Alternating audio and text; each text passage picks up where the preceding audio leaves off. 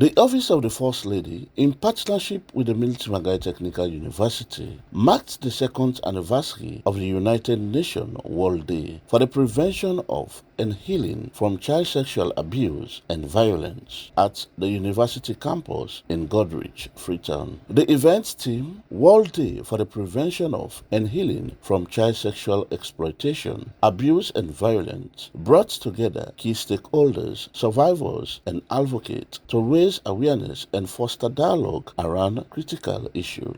Professor Dr. Philip John Kanu opened the event with a heartfelt tribute to the resilience of survivors and necessity of creating safe environment for children. He emphasized the role of educational institutions in lending effort to combat child abuse and violence, calling for a collaborative commitment from all sectors of society to protect the most vulnerable. To select Mmtu Godrich campus is very significant to us, as 2 years ago, students screamed to the administration regarding certain lecturers, and the administration took a quick decision to bring those lecturers to book.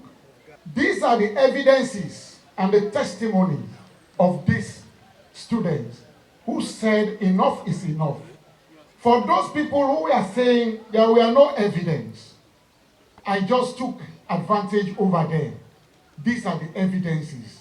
The students made testimonies telling the world that they have been harassed. For some students, they harassed them for 2 years. They will not allow them to promote. Some left the institution because these lecturers are saying, if you don't sleep with me, you will never go through. And they were afraid to say it.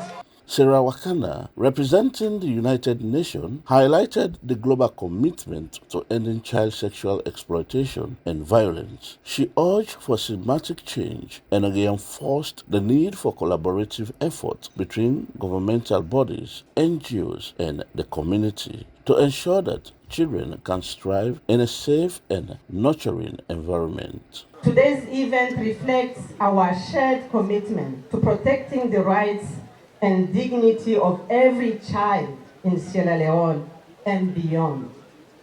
We stand united in recognizing the devastating impact that child sexual exploitation and violence have on children, families, and societies. These violations rob children of their innocence, their sense of safety, and often their future. They are not just crimes against individuals, but an affront to humanity's collective conscience.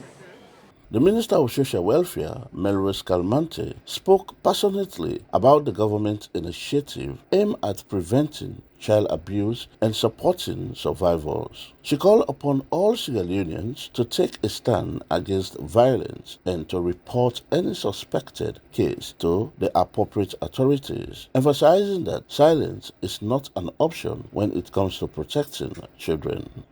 We must educate our communities about the signs of child abuse and exploitation, which is what she has been leading effectively, ensuring that parents, guardians, and children themselves are aware of their rights and the resources available to them. Look at the testimonies today. Look at the opportunities that lie ahead. Let us take the message to other youth. Let us take the message to other girls that there are opportunities for healing, for healing from sexual and gender-based violence. I am pleased that the First Lady is so close to the partners, working with them, with various partners to roll out these community activities and engagements in our country. So training for professionals is another one. We as a government, we implement training programs for law enforcement, social workers, educators, to empower them to recognize abuse and respond appropriately. Manaf Kemokai shared insight from his organization's work in supporting children who have experienced abuse, noting the importance of providing not just immediate protection, but also long-term healing and rehabilitation services. The event also featured powerful testimonies from victims and survivors of sexual abuse. Their stories serve as a sober reminder of the impact of abuse and the urgent need for societal change, healing, and support system. Your Excellency, your scholarship program has been a transformative force in our lives. It has opened doors to education, enabling us to reclaim our narratives and build futures we once deemed unattainable. Education is not just a privilege, it is the key that empowers us to rise above our past traumas and unlock our true potential. Through your initiative, we have discovered renewed hope. Each scholarship represents more than just financial aid. It embodies a belief in our dreams and our strength to overcome adversity. We stand before you not only as a survivors, but as a voice for many who have walked a similar path. We are here to acknowledge the profound support we have received and to express our heartfelt gratitude to you, Dr. Fatima Madabio, for your commitment to our cause. For many years, I lived in silence, burdened by shame and fear. The trauma I experienced was not just as an event, it became a part of my identity. Society often teaches us to avoid discussing uncomfortable truths, especially those surrounding sexual violence.